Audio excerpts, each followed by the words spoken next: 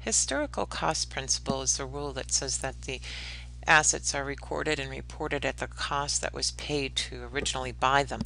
Now, as far as that goes, you have, for an example, you have, say, land that you bought decades ago, say back in 1960 at a cost of $1,000.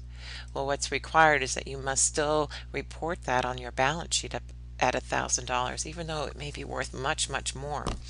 Now, as far as that goes, there is an advantage to the cost principle, and that is that it's very reliable.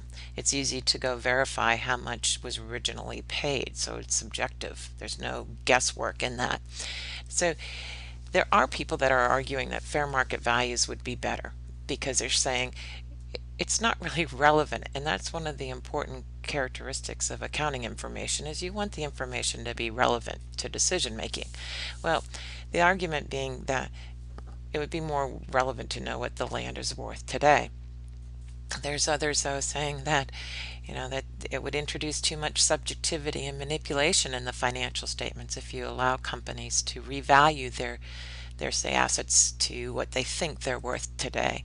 It's difficult to measure, that is, especially if the assets are unique and not traded regularly. So how do you know how much something is worth? We got examples where land's difficult. Unless it's actually sold, do you really know its true value? Factories. There's a lot of companies that have very specialized equipment. How do you know what the fair value of those assets would be? So it's difficult.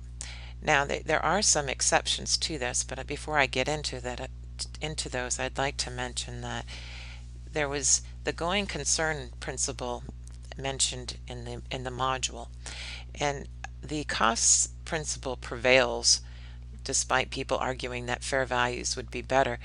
And the reason is that the argument is it really isn't relevant to know what a company's assets would be worth today if they're going to continue on in business.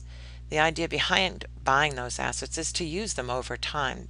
So there is no plan to sell those assets. So why is it relevant to know what they would sell for if there's no plans on selling those assets? So there are, though, exceptions. IFRS basically does allow companies to revalue their assets to fair value. Under generally accepted accounting principles, they do allow marketable securities to be revalued. That's where a company would have investments in other companies' stocks or bonds. So what basically is the rule is that you can revalue them when you report them on the balance sheet. And the reason they allow marketable securities is because they are marketable. They have been sold on a market, i.e. on the stock exchange. So at the balance sheet date, you can look up the stock quote or the bond quote and see exactly what the fair value was at that point in time, so that it takes away the subjectivity.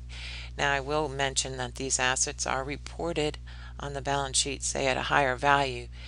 The others, to balance you out, you have income, but they call it an unrealized gain, and that unrealized gain basically tells readers that you haven't actually sold the stock. It's not a real gain yet. So it's reported at the fair value so people can see what they would have been worth if they had been sold on that balance sheet date.